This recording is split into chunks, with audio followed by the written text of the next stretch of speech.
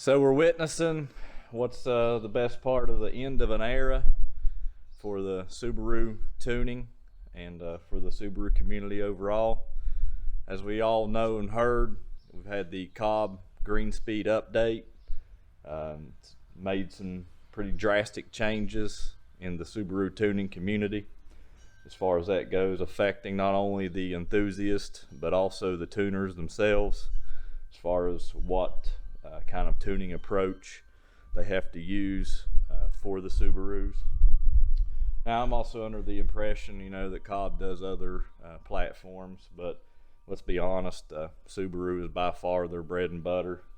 Always has been. I can remember getting my version 1 access port way back when. It was black with the LCD screen on it. It's, old school was all get out.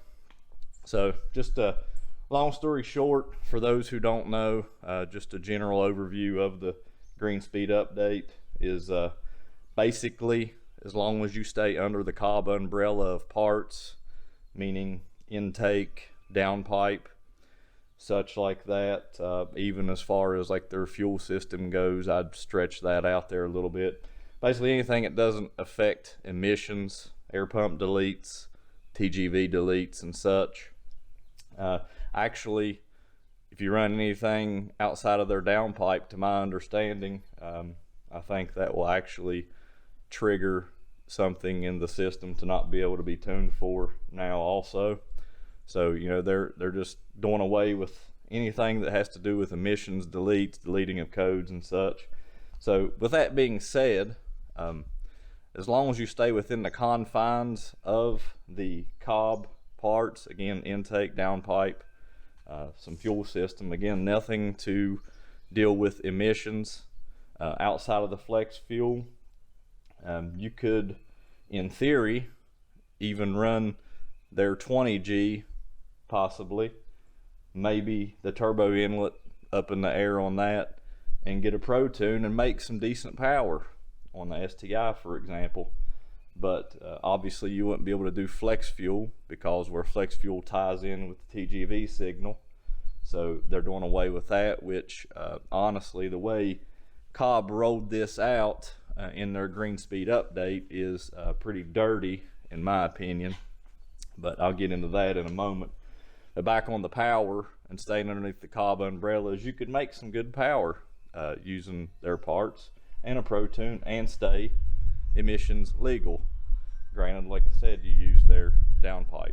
So, just some overall concerns and stuff I have with this is that, anybody who tunes a Subaru, who wants to modify a Subaru, they tend to want to go for the most power they can get. So that's where the issue becomes of running into the emissions, because, chances are you pull the intake manifold, you want to do TGV deletes because you're already in there. You're changing fuel lines and all that. The air pump deletes because the air pump tends to fail on these cars pretty regular, so you want to delete it. So, that's where the issue is. Anybody who wants to make big power, you usually go speed, density, and stuff like that. It was just an easy platform to use. Tuners were familiar with it for years. Worked out all the kinks, all the bugs. So just a really good product, and you can make good power out of it if you want to go to the big power route. I think what we're going to do, my thoughts on the future, is we'll probably see some early era 2000 style piggybacks, and of course standalone engine management systems will come back into play.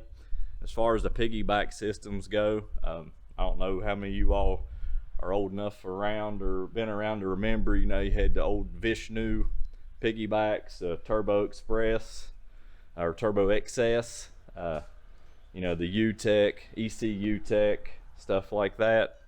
I remember all that back in the day, and then the Cobb came along and kind of just eased everything up, and then all those just kind of went by the wayside. I think ECU Tech's still around, but the other two are long forgotten, discontinued.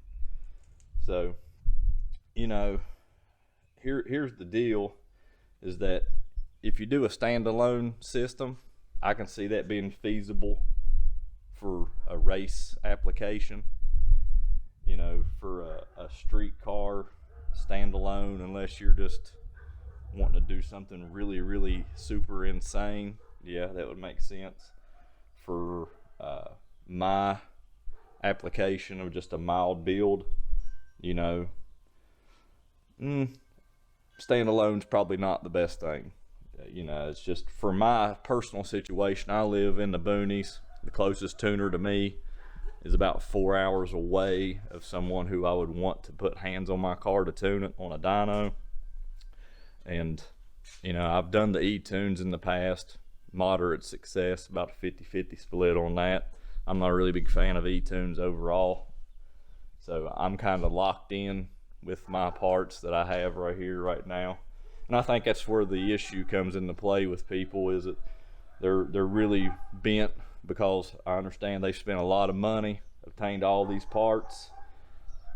Now they can't really use them, because anything outside of that Cobb umbrella that deletes emissions or throws a code, and the code can't be deleted, well, now they can't use anything they've spent that hard-earned money on. So, and that's where the backlash from the community is coming from, and I fully understand that 100%.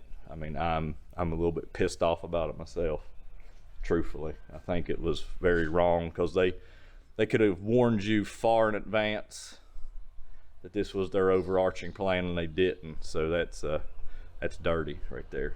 So, but yeah, I just figure I throw my thoughts and opinions and some concerns, you know, going down the road.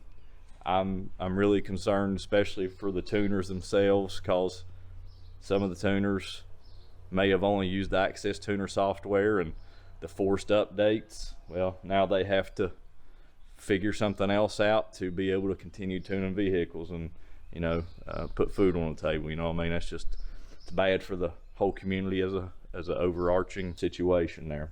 If you like the video, please leave a like, and we'll catch you in the next one.